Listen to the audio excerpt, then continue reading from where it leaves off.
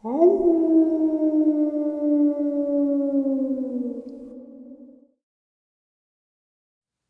now, greetings and salutations, everyone. I hope everyone is doing well today. Today we are going to continue down that highway of state by state, alphabetically Dogman subscriber encounters.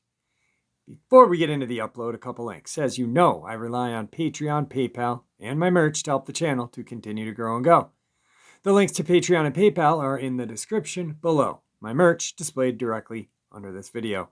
Also, Dogman Frightening Encounters, Volume 1, 2, and 3, the audiobook versions. They were written and researched by Tom Lyons, narrated and produced by me, Jeffrey Nadolny. Those audiobooks are available on Audible, Amazon, and iTunes, and the links to which are also in the description as well. Now, everyone, I have taken far too much of your time. And I want to finish off North Carolina so we can head to a different state. So, let's get on with today's upload. Shall we? Today's first North Carolina submission. Hey Jeff, this is my Dogman encounter. I'm choosing to remain anonymous. I will say that it happened in North Carolina. Anyway, it's short, but it scared me and still does to this day. About a year ago, in June of 2017, I was driving around and pulled over to respond to a text. My passenger window was down and the tree line is about 7 to 8 feet from the side of my car. The moon is full and I can see all around me. So, as I'm texting, to my right in the woods I hear a loud crashing of branches and small trees. I put my phone down and look toward the woods. Suddenly I see this thing with canine ears and a huge snout come crashing out of the woods. I throw my car and drive and punch it. I'm going 15 to 20, quick, and this thing is running aside of my car on the side of the road. I look down, I'm going 35 miles an hour. It is still next to me and stays with me till I hit 50. I look back in my rear view mirror, and I see this massive creature just stop and walk back into the woods. That was the scariest thing to ever happen to me. Thank you for sharing my encounter, and please be careful in rural North Carolina. Today's second North Carolina subscriber submission. Hey Jeff, I'd like to share this with you. It was ladies' night, and I'm driving to go pick up some of my girlfriends because I was the D&D, or designated driver. My bestie lives on a rural road. All of a sudden, a deer jumps out about 20 feet in front of me. I brake hard, coming to a screeching stop. Now, because it's a warm summer night, my windows are open to crack. I smell a rotten odor coming from the woods where the deer had just come from. About 10 or 15 seconds later, this huge timber wolf-looking thing comes walking out on 2 legs at least 8.5 feet tall, and probably 400 pounds. It looked like a dog with Dwayne "The Rock" Johnson's body, glowing yellow eyes and hands like a human with 3-inch claws, and it roared at me. And so many white, large, sharp teeth. I threw my car in reverse and backed up about 10 feet. As it starts to walk towards me, I panic and lay on my horn and startle the creature. It drops to all fours and in 2 leaps clears the road and hits the woods. I drive away and start to cry and end up just driving home instead of going out. I've never told anyone or haven't seen it ever again. Thank you, Jeff, and please everyone be careful and stay safe out in the woods. Today's third submission. This encounter was told to me by a subscriber and happened in Richmond County, North Carolina, 2016. My name is Mike, not really. This is my encounter. It was getting to be dusk, midsummer 2016. There was a trail system behind my house and a small lake about 1/4 mile from my backyard. I was walking with my 4 pit bulls around this small lake and noticed large canine prints in the soft ground, about 5 times the size of my dog's prints. Nerved by this, I bring my dogs home and start to feed and water them. They have their own house and are chained up to them. about 15 feet of chain. I'm relaxing about 15 minutes later, watching TV, and I hear the dogs bark and make a commotion, staring at the tree line, which is 30 to 40 feet from the back of my house. I yelled out to them from my window, and they quieted down, so I went back to watching TV. 5 minutes later or so, it starts up again. This time the dogs are frantic, and I open the window to yell out at them again, but this time I turn the back light on, which are not as bright as my floodlights, but they're bright enough, and I see these red eyes. They're about 5 feet off the ground, and in the light and moon, a silhouette of a huge dog on all fours, just staring at my dogs and the back of my house. I'm freaked out and go to my room and grab my .357 handgun and go back out. As I go out, this creature stands up on its hind legs. This beast looks like a black wolf. Its eyes are as red as flames from hell. It looked like it was on steroids, a black furry bodybuilder with no tail, huge clawed hands with a huge wolf-like head. It steps towards my dogs, and I fire 2 warning shots, and it bolts back into the woods. I'm debating on calling 911, but what I do, I say, God, the cops would think I was crazy. So I calm down, check on my dogs, they calm down, and we're in their homes. So I go to bed an hour later. Morning comes and I go to check on my dogs, and I will never forget the mass carnage I saw. All 4 of my dogs were torn up, shredded, gutted. Dear Lord, these dogs were 80 to 100-pound pits, ripped apart like they were nothing. I called the police, and 30 minutes later they came and saw the massacre and started asking me what I knew. I tell them about last night, and they laugh at me and dismiss my encounter and tell me that it was a bear attack. They covered this attack up and told the public and newspaper a bear had attacked my dogs. I know what I saw. I saw a Dogman, and it had single-handedly tore my dogs apart. Later that day, I went and measured the tree where it had stood by that night, and this creature was easily 9 feet tall and about 3 feet wide at the shoulders. This is my encounter. Please take my advice. Stay out of the woods, and please be safe. Today's 4th North Carolina subscriber submission. Hey Jeff, this happened in Charlotte, North Carolina, August 2005. Uptown Charlotte, North Carolina restaurant. This is a vampire incident. My whole family and I went out for dinner at a really nice restaurant in Uptown Charlotte. That's what the city is referred to there, Uptown, and not downtown, which I totally find amusing. If you say it wrong, someone from there will always correct you. My daughter had invited 2 of her best friends along, who joined us as well. We had a very nice dinner, as it was a rather expensive restaurant, and great conversation as well. We were all laughing a lot and enjoying each other's company. It was a fun night. I didn't care for any cocktails and just had lemon water with my dinner instead.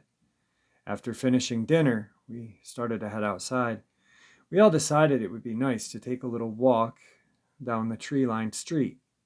It was twilight, but there was still enough light in the sky to where all of the streetlights hadn't come on yet. It was a beautiful, warm August evening. One of the girls was familiar with the area and knew there were some tables and chairs down the street to sit. The odd thing is that as soon as we walked outside the restaurant into the early evening, I got an immediate sense of dread and foreboding, like some kind of strange after-dinner cocktail of nothing but dread. Except I didn't have any alcohol that night. I don't really care to drink much. It was all in the air, and it was strange because I never felt something like that before, and it was pretty disturbing to me, because I didn't know what was causing me to feel this way. It was an unknown and quite instant. As soon as I left the front door of the restaurant and got onto the sidewalk, I couldn't understand why I felt that way at that particular moment, but I felt it clear as anything and very strongly. I looked around and saw nothing unusual, just cars parked up and down the street, no pedestrians, lots of beautiful trees. I tried to dismiss it, but it wouldn't go away. It was hanging in the air.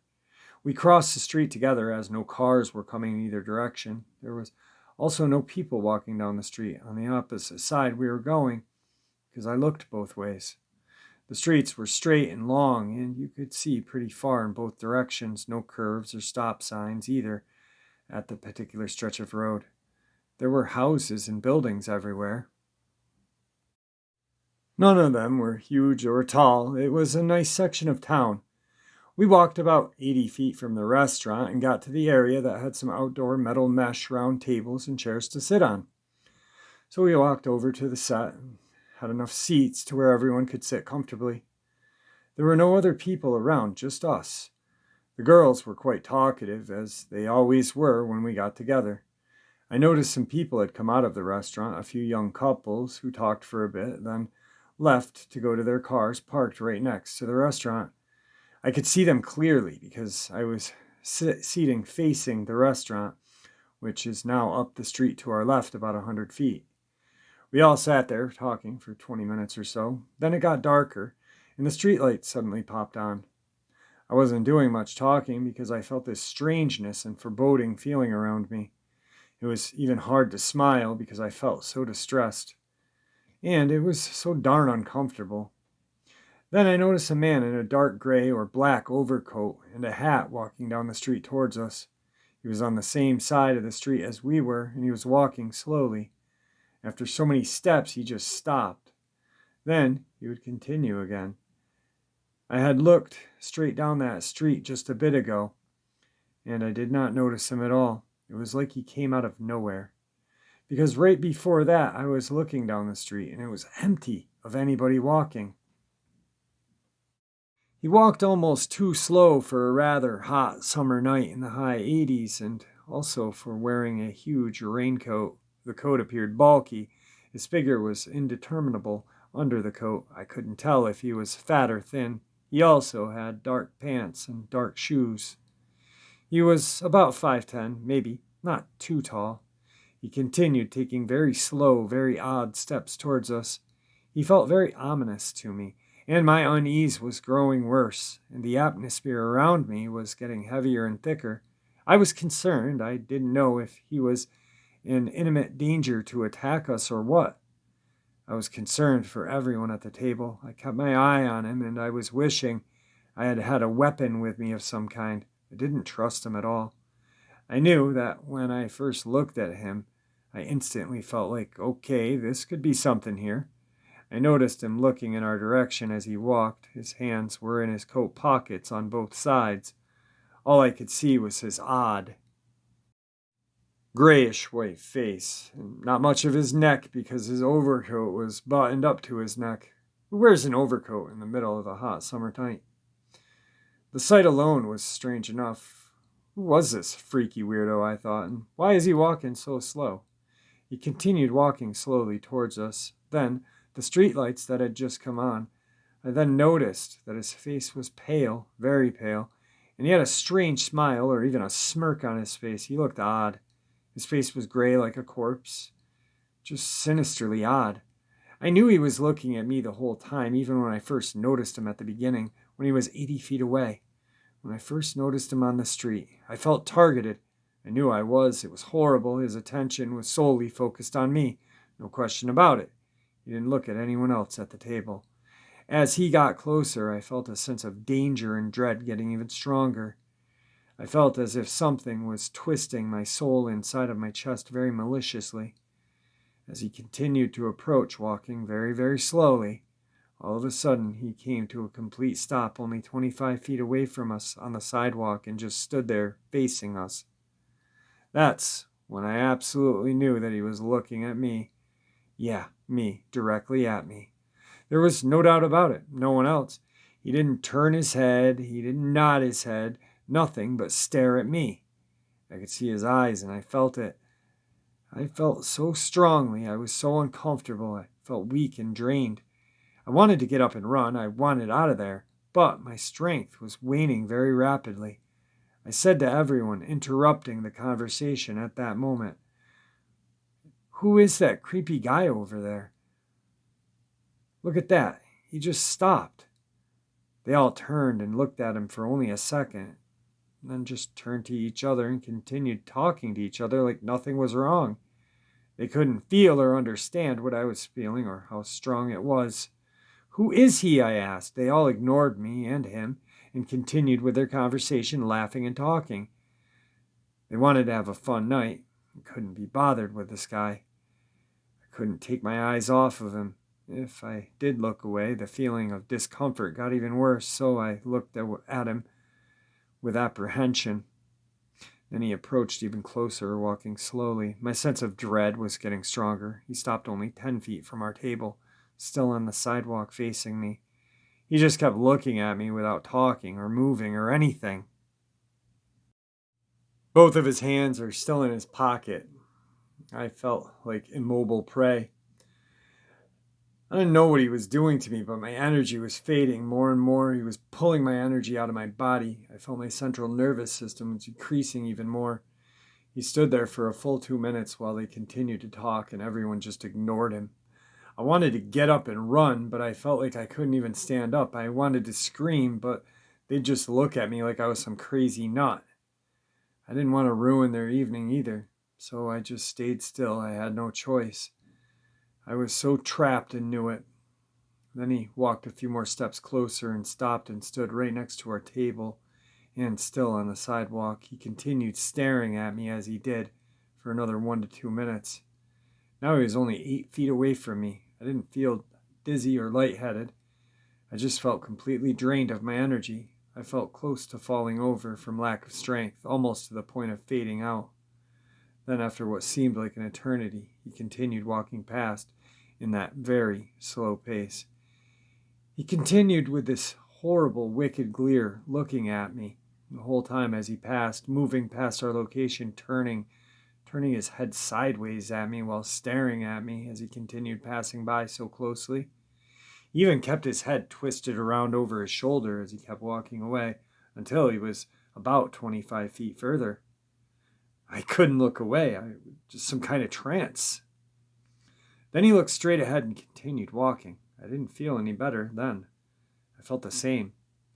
I don't know what he was or what he was doing to me. No one in my group noticed my reactions, as I hadn't been involved in any of their conversations when we sat down. It was all new to me, that feeling. By the time, maybe 10 minutes later, everyone decided it was time to leave, I struggled to get out of my chair. I was so weak and drained. Our whole group started across the street at a diagonal to get back to the parking lot to our cars. I walked slowly behind my husband, crossing the street. It was an effort to take each step. Again, no one noticed me lagging behind. Everyone else was already across the street. My husband was in front of me. I was the last in line. My whole body felt like lead. It was hard for me to move. I got to the middle right lane out in the street, just a few feet past a parked car, and I completely shut down. I couldn't move any further at all. I couldn't yell. I couldn't talk. I couldn't take another step. My energy grid had locked up completely. I was stuck there, standing in the middle of the lane. I barely had any energy to breathe. My husband was walking only 5 feet ahead of me. I could hear a loud car engine revving up the street behind me, coming straight towards me from behind. I had my purse in my hands, and all I could do was look down at it. I couldn't even yell for my husband to help me. I was so weak. He didn't see that I had completely stopped in the middle lane. The car was approaching faster and faster. It sounded like a big older car by the sound of the engine. I knew without any doubt whatsoever I was about to be hit by it, and there was nothing I could do to save myself. I was frozen in place, like I was in a different element altogether, an element of different energy. I was about to die, and there was nothing I could do at all. My children would be without their mom. My life would be a short news article and nothing more. All of a sudden, my husband, Jim, suddenly turns around and sees me standing there. He yells, "Come on, what are you doing?" as he walks quickly back to me and grabs me by my upper arm, yanking me out of the lane. I guess he heard the car coming. He had to. I don't know what made him turn around. He usually wasn't that attentive at all. Mere seconds from where I was previously stuck in the road, this huge old car flew by both of us, only 2 feet away, narrowly missing me. It was a big old clunker car, like an old Buick or Chevy or something. The taillights were red and small, narrow, vertically shaped on both sides. The taillights were not lit up as it sped by. It stayed in the right lane, didn't swerve or anything, but roared past me at a high speed. It was a medium beat-up gray color, faded paint all over, dirty windows as well. But the front driver's side window was down all the way. Definitely not a new car by any means. More like a 60s car. If my husband hadn't grabbed me right when he did, I would have been struck down by that car, probably killed. I'm completely certain of it now. I was barely able to turn my head to look at my right side as it passed by us. To my horror, I actually caught a glimpse of the horrid old man, gray-faced thing in the gray overcoat and hat that had menaced me on the sidewalk just before we left the tables. He was the only one inside the car that I could see, and he was driving at the wheel. He just kept roaring up the street and way above the speed limit. The weakness I felt lasted for hours after the encounter, and by the next day I was almost back to normal, but not 100%. It took a few days for me to completely feel like myself again. I tried not to recall it. A note: I'm a former private detective for 3 separate agencies. I have acute vision. All I can tell you is that my eyes don't lie, and I don't lie to my eyes either. I don't know if any of you guys were listening yesterday, I imagine some, but I had talked about inorganic beings yesterday and how they drain and feed. I believe they live off of our fears. I know that. I wonder if they drain our energy. I wonder if maybe this was like an emotionally draining vampire or some sort of entity. What are they called? Tulupa, I believe. Tulupa. Huh. Um, I've heard of them. I don't know if they're creepypastas or not. I know there's some creepypastas written about them, but there's creepypastas written about everything. But there's some sort of entity that drains your energy and then becomes you, I think. I'm not really sure. It's a crazy, crazy subscriber encounter, though. I know when she sent that to me first, I was blown away. So, moving on. Today's 5th subscriber submission. Hey Jeff, my name's Alice. I live in North Carolina. I won't say the town because I don't want anyone coming looking for this thing. It was August of 2015. My son and I had decided to go for a walk. Beautiful day. And we love going for walks. There's a trail system not far from our house, just about 3 miles away. So we started walking and we passed an older couple and they were talking. The wife was pleading, "Please, let's go. I don't like it here." Before I could ask her why, she grabbed her husband's hand and said, "Let's go now." I thought how strange this was, so we continued our walk. 15 minutes later, we walk up on some deer, about 45 feet to the right of us, just standing there. Everything's silent, and my son says, "Mom, something stinks." The smell was so bad. It smelled like rotten meat and urine. The deer started to run up the hill. That's from the left of us. We heard this low growl. About 50 feet from us is where this huge black dog on all fours stood. It looked funny. The hind end was low and its front was high. After taking a couple of steps is when we heard a loud popping sound. That's when it stood up on its hind legs and walked to the tree line and started sniffing the air. Its head was a huge black wolf with pointed ears, long arms with clawed hands, and its hind legs were bent like a dog's. It was so tall. I told my son to turn around and start walking back down the trail. That's when my phone rang. It looked at me and growled, showing its teeth. I was walking backwards slowly when someone yelled, "Are you okay?" It was the couple from before with a sheriff. I turned to look back and the creature was gone. The sheriff asked me if we had seen anything strange. I said, no, just some deer. Why?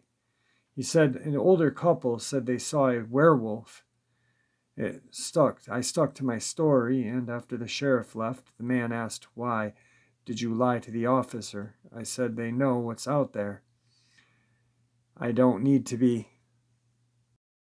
perceived to look like a crazy person. My son and I left, and we were driving away. We heard a loud howl. I've never been so afraid and never went back to that trail system again. Today's final North Carolina Dogman submission. Hello, Jeffrey. My name is Martin. I've got a brief Dogman encounter for you, and I don't know if it's important enough to share, but it made me nervous to be in the area. So I'm in North Carolina now. There's a lake and some hiking paths out here. I'm hiking and start to notice these tree structures like huge X's and other designs. Now, they weren't cut by a saw but broke. These are large tree limbs, not small branches, and I'm wondering what in the hell can snap these and shape them with no tools. So I start looking around some more, and I saw some large, no, scratch that, huge dog prints. Yeah, there's coyotes out here and other wild dogs, but the tracks were a little smaller than my footprint. I get a bad feeling and I leave in a hurry. Jeff, I will go back next time and get some pics for you. Everyone, please stay safe. All right, guys, so that ends the North Carolina subscriber submission. I hope you guys enjoyed today's upload as much as I enjoyed sharing it with you. Definitely some crazy stuff going on in North Carolina. But you know what? There's crazy stuff going on throughout our country. Tomorrow, it looks like we're going to hit Ohio because I don't have anything in North Dakota. And Ohio's folder is pretty thick. So it looks like we will have a long upload for tomorrow. With that, I want to thank everybody for all of your support. You guys rock. Please be kind to each other. And may the Great Spirit watch over us all and guide us down that path we call life. Until tomorrow. Wait, not tomorrow. Until the paranormal side, my friends.